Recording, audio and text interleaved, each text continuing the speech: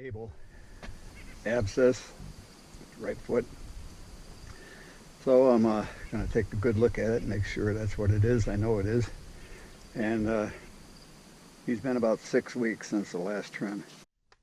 Okay. If I look at this here, I can see that he's off balance. This heel right here is back almost as far as where it should be. This one isn't. It's growing longer and forward. That should be back in here. And then I got to balance it off so that doesn't happen. I just got to poke around here a little bit. See right there, he's a little sensitive. Over here there's nothing. When I get over on this side here, well, he did flinch here a minute ago. So I'm going to put my hoof testers on here and see if I can come up with anything. Start on this side. Nothing. Nothing. Not much. Right there. A little wince right there. Let me go on the other side and see if I get a wince. No. The only place I got a wince was right there. So I'm just going to pull up a chair and take my time and look it over real good. Hey, Spike. I had somebody make a comment on one of my videos that I was a redneck because I named my pig Spike. You get prying around in here and you find little things like, you see this stone right here? Doesn't seem like much, but that's pressing in right here on the white line, and that could cause an entrance for bacteria to get in. You can't see that. If you just looked at the hoof, you wouldn't be able to even see that. It was down in there. I should do the other side while I'm at it, but I don't think he'll ever let me put weight on that other foot. So I'll just wait. See, donkeys are a little different than a horse. Right at the end of the frog is usually about the 50-50. Usually if there's an abscess that's going to come out the heel, you'll feel some pain right up in here, but there's none. So I'm just going to play this by ear and hope that the trim will alleviate a little bit of this, but I don't think so. Okay. See, I could take and poke a hole right where I got that little flinch there, but I don't really want to do that yet. I may end up having to do that. You can see if you let them get a little bit long, you can see the white line stretching here. And when you see that, well, that's kind of that's why you got to really stay up on them. You can get bacteria in through their white line and all kinds of stuff. Who do we want today? Jody, what do you think? I like going over their heads like that. I don't like coming around like this because a lot of times I'll put a halter on over the fence with Sophie. Hi, Sophie. What you doing there? Huh? Yeah. Anybody that knows Sophie knows it wasn't this easy. Right? And you couldn't do this with her either. No way. No way. She was ear shy.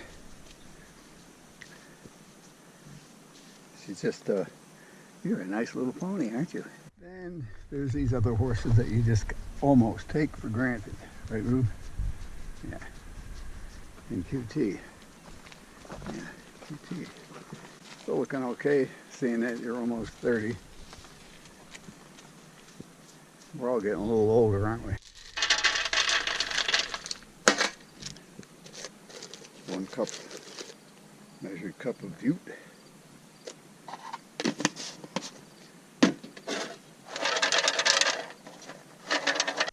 So the only one I feed grain to is my old horse here, out of a grain bag. See, the other ones know they're not going to get any of it, so they just let her eat in peace.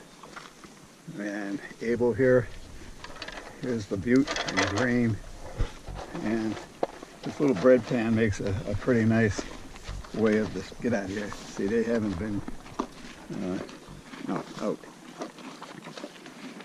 Out. Out. No, come on, out, come on, get. No, out. No. See, this is if you had treats. This is the problem you'd have. They'd all be trying to horn in on it. Out. Jody, you're not. You're still a young kid. You're still a young kid, aren't you? Yeah. If I go down the other pasture, all the horses would be running right up to me. No treats. We like hanging out together. Isn't that right?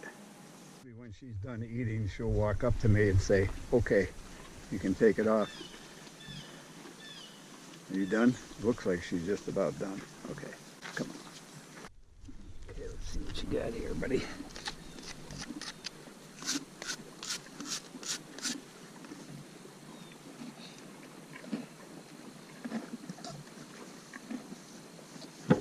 Okay, the pain is right here, right now. See the wince? Okay, I think that's going to track right up to here. So I'm just going to leave him out here, and he can move around. They get around all right on 3 legs. Just let him move around at his own pace, do what he wants to do. I think the exercise is good for him, and it'll fix itself. I'm 99% sure. Okay, here's Abel. This is just an update on him. 3-legged lame. Here it is here.